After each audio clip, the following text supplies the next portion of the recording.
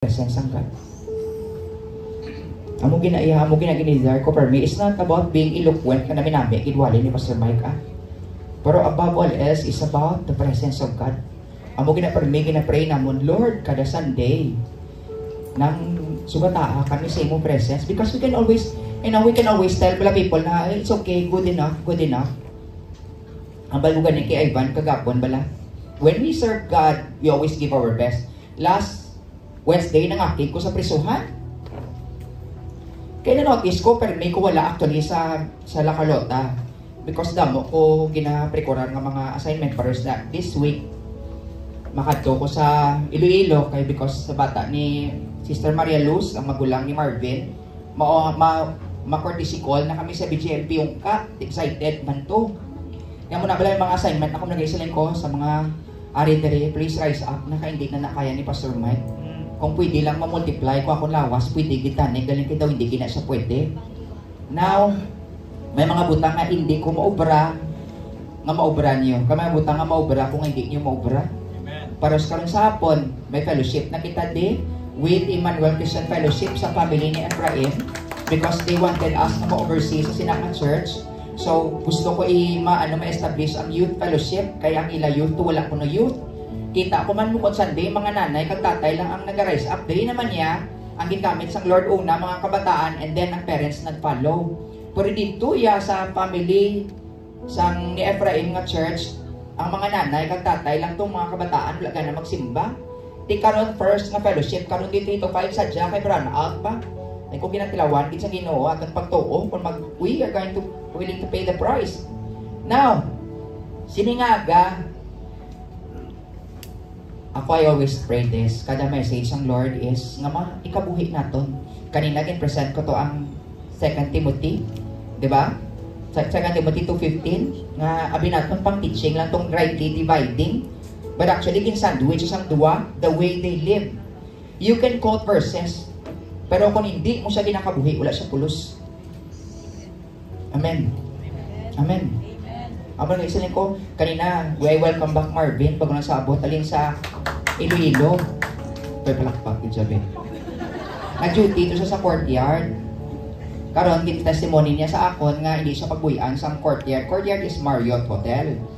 Ng sister hotel sa Marriott. Hindi siya pagbuyan because ang bal niya, siya ko ng tao nga hindi na kailangan suguon.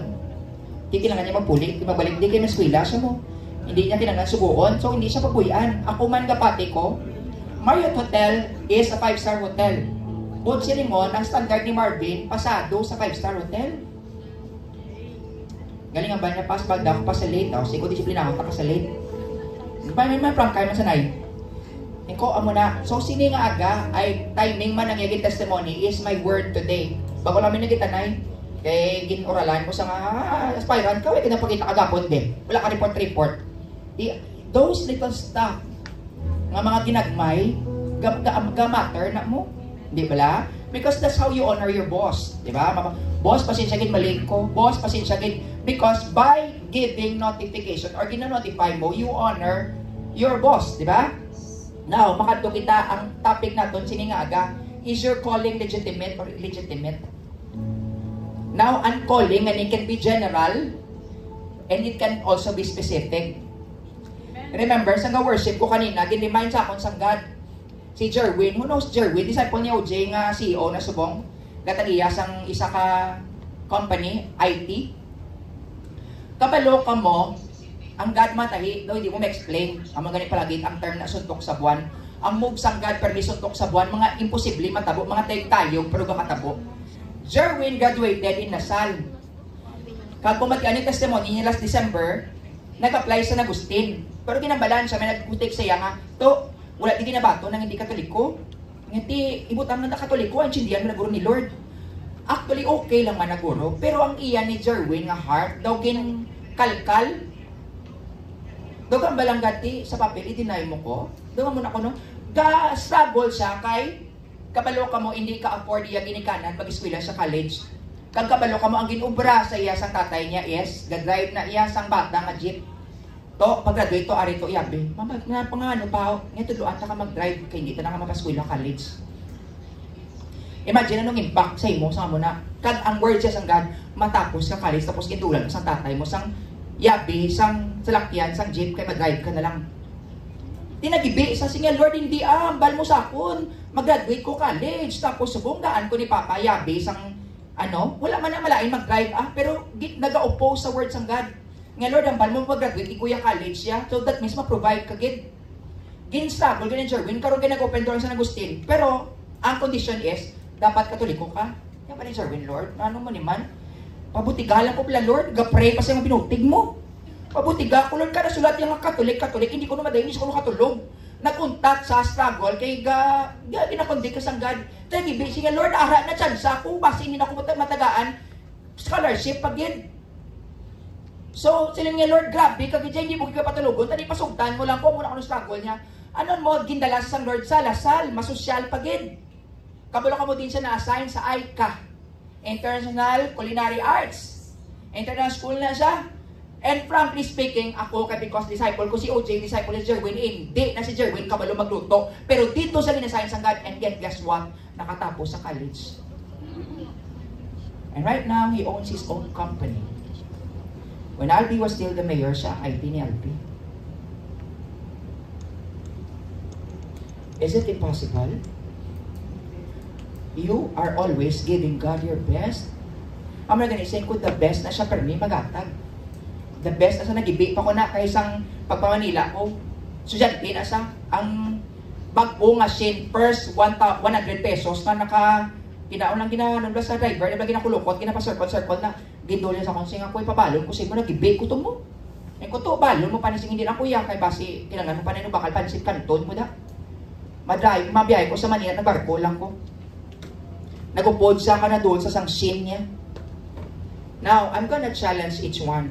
Because i-connect ko ni siya ang calling mo nga legitimate, kag-legitimate, depende sa imong performance. Mambal, siya pwede ka ba si Jerwin mo nga, hindi man ko kabalo magluto. Ikaw, kung ikaw ba pa ni kasog, nga gusto mo mag-skwila, ka gusto mo mag-scholar, kag ginatag sa imong sang God is, ay ka. Don't you think kamang hindi ka mangita pamagi? Bisan hindi mo hilig magluto, manuto ka magluto because ara day mo scholarship. Manuto ka mag-cooperate kay because dira ang dalan sa imo. Kay many times kita gusto naton sa comfortable lang naton nga zone kita maulang. Pag hindi ko na way ko gitawag. Guess what? Si Jerwin wala gitawag as mong IT mo sa gyapon, pero ang 4 years niya sa Lasal, he is working at ICA. Ang ibang daw mapatay nga mag-work sa International Culinary, sa way sila sa pakay hindi hilig magluto. And guess what? Right now, he owns his own company. Damo ang God ways kabudlay natin hangpan. Pero, guess what? Your attitude will matter. Amen. Makadtong kita, balik sa verse. Naging-quote ko kanina sa introduction natin, do you do all you can to present yourself to God as someone worthy of His approval? Mama kita, Lord, hindi ko worthy, okay. Hindi ka na worthy, okay, period. Pero kintawag ka, so ano yung muon mo? Hindi ay honeymoon mo the best mo. Manula ka ng example ko doon sa kapihan, gintawag ka ni Mayor Greg Kasadaya. Sige, umpisa sa adlaw, subonggaan, taka 20 mil. Timplahin lang ko kapi kadaga. Siguro tanan guro nga kapihan, pa i-survey mo din pinakanamit ito nga beans, dito ang pinakanamit nga timpla sang kape, anong pinakanamit nga coffee maker, pinaka-expensive. Kay si Mayor, ako timplahan kape. Total, may 20 mil ko kada bulan, sige, ma-invest ko din. Amo na ito attitude should be. Pero mangkot ko, as we worship the King of Kings and the Lord of Lords, kumusta itong attitude? Diba? Kanina na, ginlead mo ko sang God kay Jaed. Kay siling ko, ang word ni actually, ang word nga present, or sa ibang nga version is be diligent. Ang term nga diligent, naman niya da, sa 2 Timothy chapter 2 verse 15, be diligent sa NASB version. Be diligent to present yourself approved to God. Ang word na diligent actually is the word be swift, speedily, snappy. Liyo ko, prapo, sige, dalangit, alcohol, dali. Amo nang snappy, mabalaan mo nga interested ka mag-serve. Now, amo ni sa ang diligent, nga present yourself to God, someone worthy, pero gani kulang niyo sa CSB nga version. Pero general siya. Now, ang word na diligent is snappy, showing full diligence. Dumduman ko sa worship ka naging flash mangitsang God sa akong party sa volleyball ko. Become a volleyball player kay ako, ano ko mo libero, sagad ko magkuntat bula. Bisan ano ka kusog sa nganot, ako ginataya nila. Kay amo na ya ako nga kasagaron. Putot ko ya makanot ko, pero ang pinaka the best ko nga position is sagad ko mag-receive bula. Kabalo ko magkuha sang impact, kabalo ko usually paghanuton ka na ko, no? Ang kamot mo i-position mo lang, hindi mo sa pagtigahon, kapag tigahon mo, kiwi na sa, so i-absorb mo ang shock. So, ako kay ka-receive ko, tatlo kabilog akong mata. Ang mata ko sa amon setter nga pag-stop sa bula, kabalo sa kung din siya madlagan, kay set yan na gulpi. Kaya hindi ka lang magtulok kung paano mo stop ang bula, tulukon mo ang next kung din mo daloon ang bula. May explain ko na sa inyo kay volleyball player ko. So, pag-stop ko, that means, sambal siya nga nubuon mo lang kumambal siya sinya, sabi nga, ano ni, anong term? Nang shoot, mang-shoot mo sa lingon, pag-stop mo sa iya, dasigon niya, iya mo yan lang na, tapos itungtong niya mula, hanuto na sang spiker, sang dasi-dasig, quicker na tawag ila, quick. Pag-aboy mo sa babaw, hanuto na nagulpi, hindi makapreparar kontra mo. So akon matatatlo, ang stop sang bula, ang setter ko nga nagasinyas, kag tapos lang tawon kong hulag sa kontra ko kung di sila nagpreparar. Kaya because dira iguon ang bula. Imagine si Pastor Mike tatlo kabilog mata ko. Kaya gahulag akong mata mo. Now, mag-serve ka kay Lord. Pares kanina, ang bal ko, buwas ma-brown out, kita ko mga brown out, okay, ma-plan siya. Takal siya gabi, alas 5, alas 4, palang bugtaw na ta, kaya mapatay ang tubig, tamaran ko mag-ilis, na naga-brown out, mapatay suga. So, may ara ko, sequence, tapos masugat pa ko sa lakalota. So, na-sequence ko na gusto ko mag-abot di alas 8 para makakalma ako ng spirito, para mag-observe ko kung ano ang gusto sang gadimuon. So, kung importante sa imo ang isa kabutang, isn't it dapat preparado ka? Diba? Huwag ko nagambal nga dapat maluwi biton, hindi mo bayo, or bag, or nakapingguin kagid. Ang point ko, nakapamlansya ka, nakapreparar ka nga muna akong bayoon, was. Dahil hindi, bala ka nga daw, grab mo lang imo bayo, wala ka tayo, lista. Diba? Magbakasyon ka gani, guro sa matay plan the next week, siguro adlad may OOTD ka guro ay outfit of the day kay. Dapat amo ni Paris ko, amo ni color, amo ni dapat sapatos ko. Ga-prepare kita now. This one gakadto kita di kon Sunday because we want to say to God thank you and worst. Lord salamat sa bilog nga semana.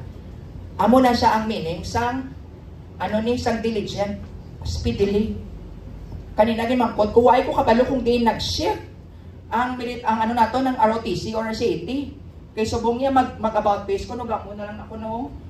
Lang wala ko pa judge ko kaagi si mo, ginamo ko pa nasa. Kaya nga ang amon mindset sa una way ko kabalo ko di nag-shape ang bali nag-agreement si Kisel, niya kuya amo na subong kay sa una ya mag-about face ko gamo ginay mo tiil.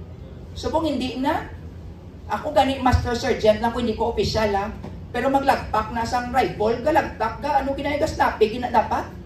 Pisik kinabla, mamukha ginao, may mamo ginao. Subong niya daw. Diba? I don't know, din siya nag-shift. Kaya kanina ko lang ipatindog si Jaem. About face PF, nabiyan lang wala mo, kuguro. Ako ko din na nagkarto ang lagtik. Di nagkartong snappy, kaya mo ng word mo. Be diligent, snappy. Againit na ulo ko, actually, mamat ko, liyo ko pangimos na. Inabala nga after 10 seconds pa maulag, init ginaulo ko. Totoo, ginaiya. Pero may ginaguralan ko sa iba, no? Anong?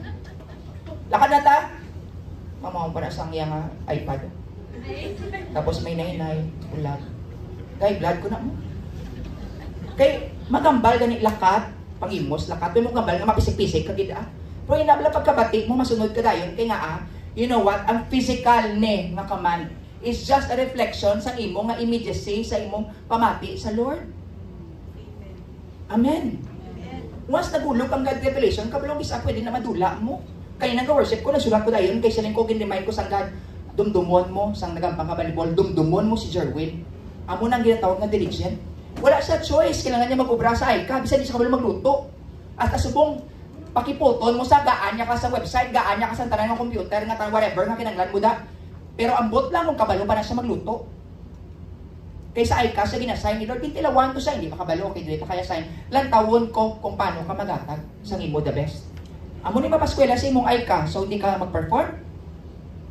Diba? O, karon, ga-perform kita sa aton earthly bosses. Because ang company nga na, siya nagapasweldo sa imo ka-perform ka grabe. Pero mangkot ko, ang ginhalinan sa imo kabuhi, ang ginhawa mo, ang kabataan mo, ang favor sa imo, halin sa King of Kings and Lord of Lords. Pero how do we worship Him on Sunday? Attitude na mo. How do we say, Lord, thank you? Ang nag-iisin ko sa worship, sa Sunday, sometimes ang batang di mag-emotional, isa ka masinggit. Inang malubos ka sa problema, ka masinggit ka, amo ka na. Hindi kayo magsinggit sa kaayos ang God. Masinggit ka lang niya kung bigo ka. O namerde ka da sa imo nga negosyo. Or nakaksan ka trabaho. Dra ka may be. Or may be ka sa goodness ang God. And sometimes, ano yung mindset natin, ang ibi natin para sa muni. Ang ibi natin para sa muni. Exert kita effort sa worldly or earthly bosses. Pero ang aton heavenly boss, are we exerting effort? Or are we just having that mindset na, insindihan na ko na ni Lord, okay lang na.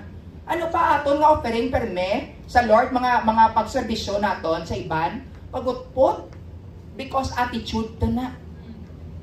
Now, you are facing your King of Kings, gusto mo sa portahan sa langit, mambasa, welcome good and faithful servant, pero ang serbisyo mo sa iya, ano? Then gadiman kita the best. Lord, tagay ko namin nga balay, tagay ko namin nga salakyan, namin nga sapatos, namin nga cellphone, pero ano aton worship sa iya?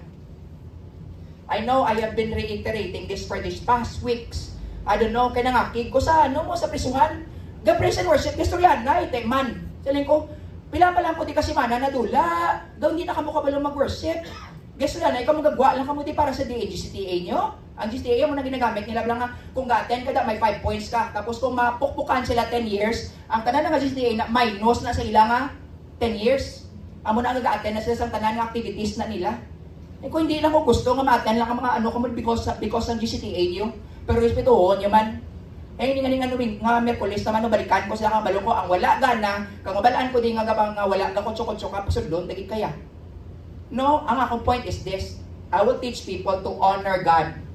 Pwede nyo pasusun ng God sa likod ko. But right in front, kung pasugtan, taka mo pa rin sila tolerate, taka mo. You get me? Yes. May harap ko na balaan mo, pastor, iya bata, tatlo ka bata sa likod ka Facebook.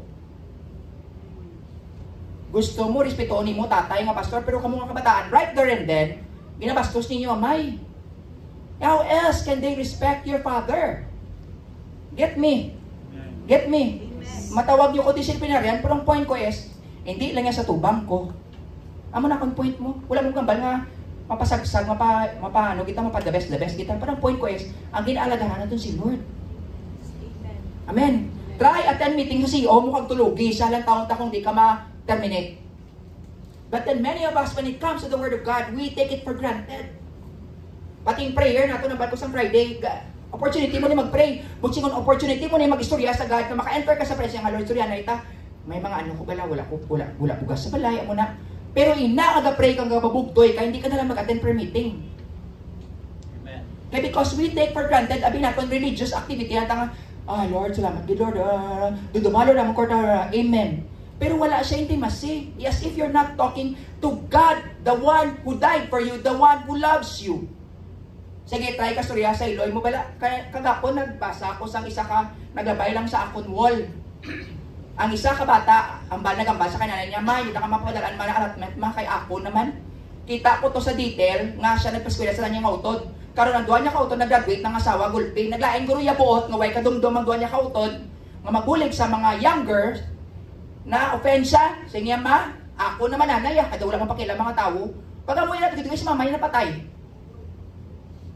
Kung may lain ka buot, i-separate mo itong duwa kautod mo nga wala ka dumdum. Pero ang iloy mo nga dependensya mo allotment mo, kay tigulang na kaksan mo, kay lain buot mo sa iban, unfair man na. Di ba nag-post ko nagligad sa Facebook about socialism? Di ba la? Kung nakita niyo I don't just post, may mga joke ko nga post kami ni Michelle. Pero there are times, example, socialism ko no, may nagubra nga bata, igaan mo $10, tapos kitagaan mo tong $4, ang mga utod nga wala nagubra. Tapos kitagaan mo tong piyak balay, sang iban nga dollars nga wala man siya nagubra. Ano na siya? Socialist na. Gusto mo pantayon, pero ang nangabudlay, hindi mo pagtagaan. Ang God hindi socialist. God tagangad siya, pero ang nagatrabaho, tagaan naman sa party niya. Ang muna subong nakatagos sa atong government, di ba galain natin buot? Sa ayuda, kita mga baton sa ayuda nga lag ko, are those nga wala ubra. mag-inom ka magpadako sang tiyan nila sa ilimnon. Tapos, ang gabaka-bayad tax are those nga mga middle class. Oh, isn't it unfair? Are we doing injustice sa aton palibot? Aren't we doing injustice? Amo na siling ko, may nagpay mo kay Kisel Cake, tapos simuon niya pagutpot, tapos gibayran sa mahal. Isn't it cheating? Or dapat napawan mo pagit? Diba? Ang ating work is our worship. Amen. Paano kita mag-work is our worship. Paano kita mag-business is how we worship the Lord. We give our best. That's why, rightly dividing the word of truth is not just pang-teach or pang-wali. It is how the way you live. You're giving God the best. Di ba? Now, question ko, illegitimate or legitimate mo calling, i-prove na subong. 2 Samuel chapter 15 verse 24, there was Zadok and all the Levites with him bearing the ark of the covenant of God, and they set down the ark of God, and Abiathar went up until all the people had finished crossing over from the city. Now in this picture, kung may kamukha balo, duha kabilog high priest ni si Zadok kag si Abiathar, which hindi siya dapat pwede. Because there must only be one high priest. Pero nagdoble na di siya, i-divide ko na karon nga because this will be a lesson for us. Kung legitimate, mo calling or hindi. Before God, not before man. Because God ang may evaluate sa imo, hindi ang tao. Ang tao can only see halfway or gamay-gamay lang. But God sees you as you serve Him. Now, lang tao natin, kaya manifest as ang God. Joshua chapter 3 verse 3 to 4. And they commanded the people, balik kita because that one in Samuel sa punta na nga event. So, mabalik kita, mabacktrack kita sa Joshua chapter 3. And they commanded the people saying, when you see the ark of the covenant of the Lord your God, the priest, the Levites bearing it, then you shall set out from your place and go after it. Yet there shall be a space between you and it, about 2,000 cubits by measure. Do not come near it, that you may know that the way by which you must go, for you have not passed this way before. Now, lantawa, there shall be a space between you and the ark of the covenant, bilang 2,000 cubits. Research ko na ang 2,000 cubits is almost 1 kilometer. So, ang ark of the covenant, dapat ang distansya sa tanan nga tao is 1 kilometer.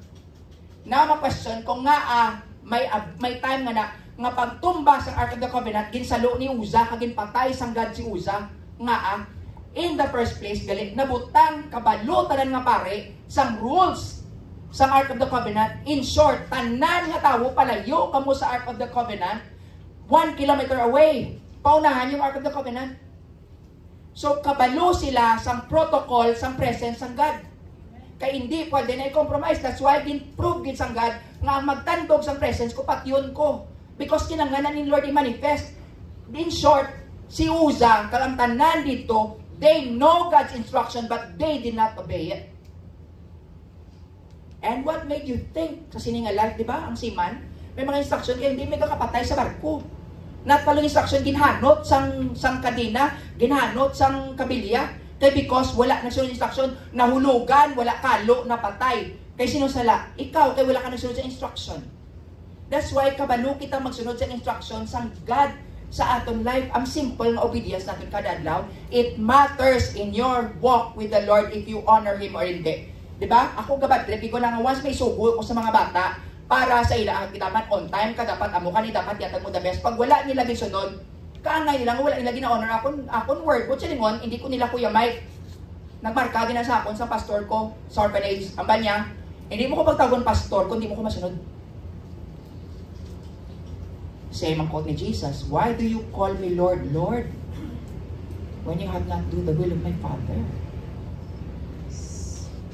We don't hear that in normal preaching because ang namin yung preaching sa sakto ng encouragement, ang namin sa lunggan, but wala alignment, wala disiplina, puros lang namin. That's why notice nyo, ini nga generation, sa tanan nga butang, literally, sa worldly aspect, nagapagutpot. Mga young people, sa ilusay obra, hindi ka balong magpabailin, hindi ka balong mag-agwanta. Jutay, dako problema. Stress. Suicide. Nakapoy ko. Mainom drugs. Mainom ilimnon. Kay jutay dako stress. Na-realize ko lang na mo. Jutay dako. Amo ni, jutay dako amo ni. Nga hindi ay ng generation, wala nang tudlo sa disiplina. Diba? Don't you think so? May labot kita sa new generation? Hindi la. Ano pa damo? Wala nga. New generation sa mong gatinir sa isang kumpanya. Because of that. Hindi ka ba lumang pabilin sa isang kumpanya? Kaya entitled sila, I deserve a better salary, I deserve amo na, pero performance balda. Hindi lang po yung manug interviewer, kaya bal ko ka deserve ka sang salary mo, natawala performance mo. I'm sorry, but you have to be straightforward. Amo na kasi nga church, hindi ko gusto magkapan-kapan sa inyo when in fact you're heading to hell. Richon, dagig ka mo ya.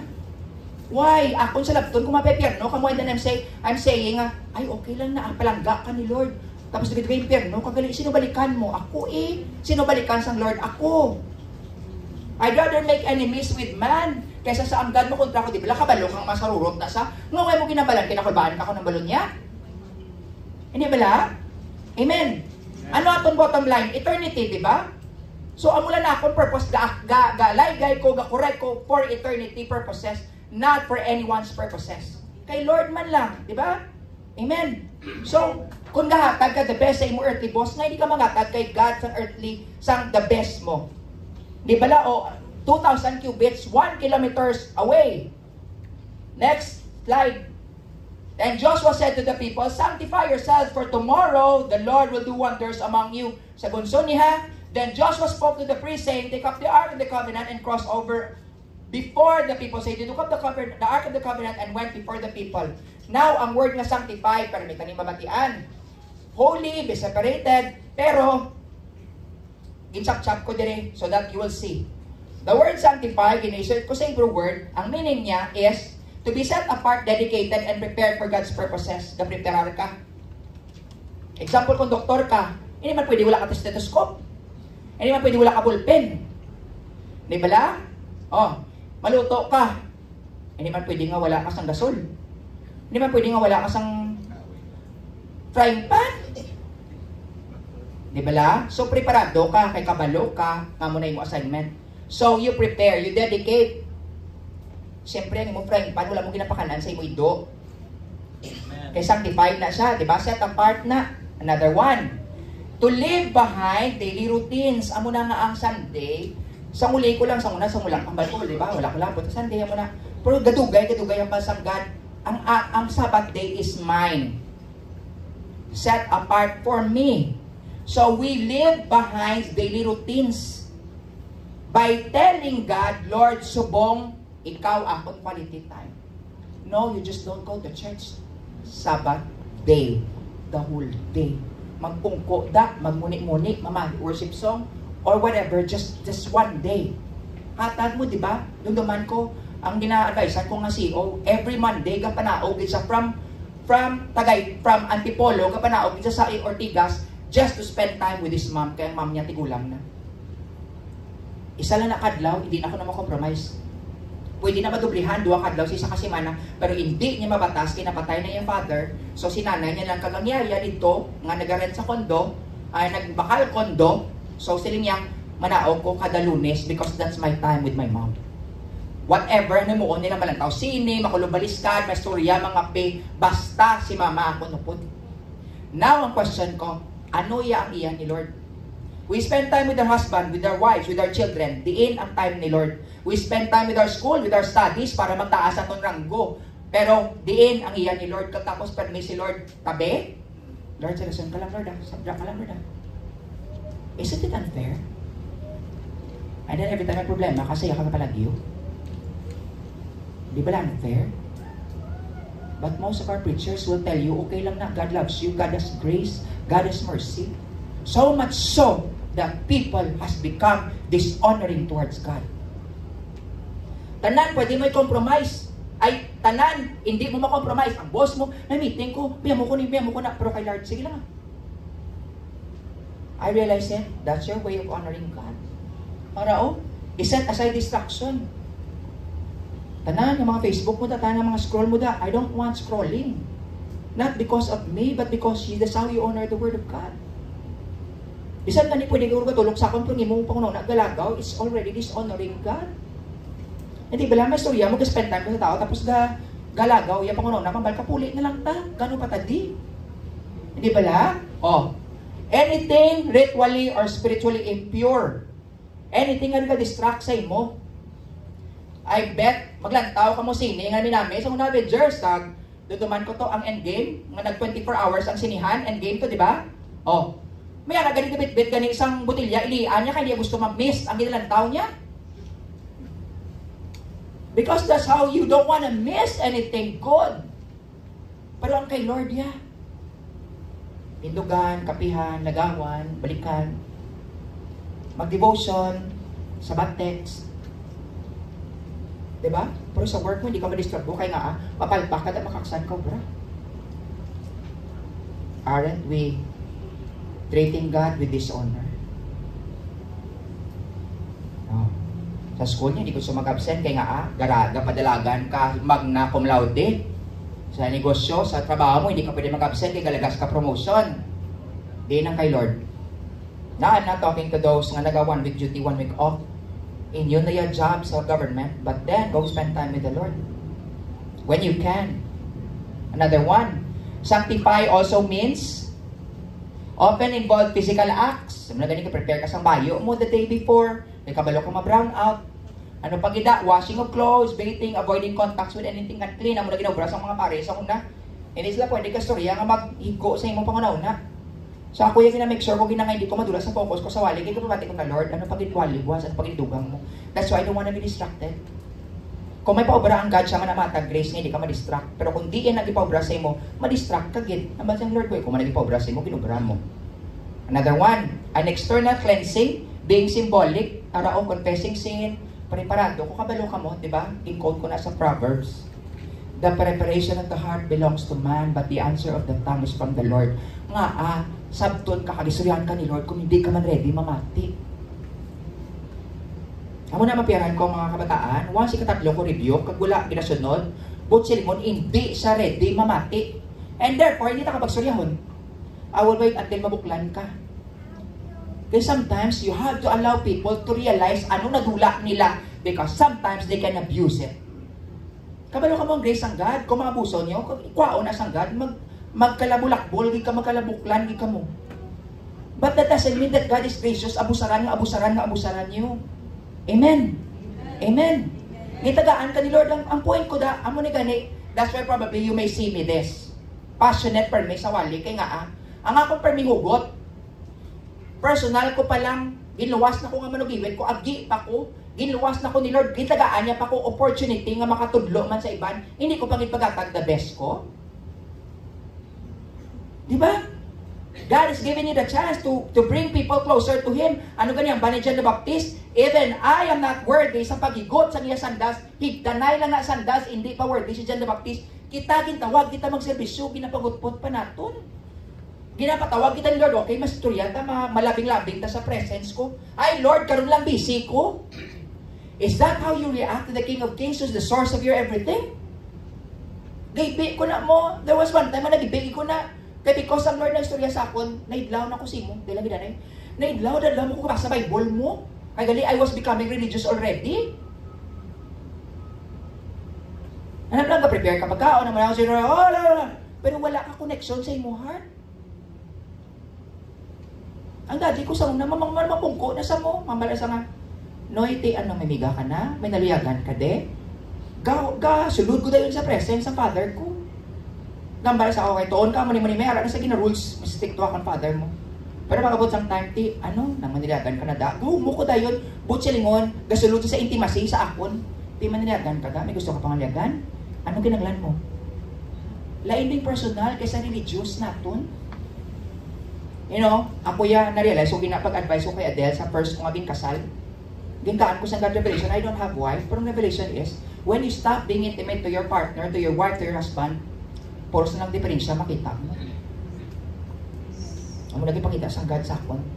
Guess what? When you stop loving God, every part of ministry kailinit sa imo, ay kakitikas ang bagol na bahala. Kamuda, kakapoy magluto, kakapoy mag-ubra, kakapoy mag-gaspinggan para sa ila, kakapoy ligay, because you don't love God anymore.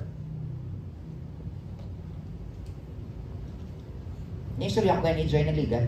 Pa, kuya, kumusta yung mga panyaga mo na? Ngayon ko alam mo, di pa pa ng gutom. Kaya akong heart sa gutom.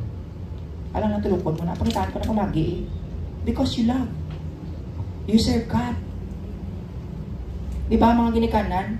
You stop loving your people, your children, your husband or wife. Once natak-an ka na magservisyo, it's a sign nga way ka nagana. Hindi na pwede. Naduman nyo itong revelation kanina sang Marino.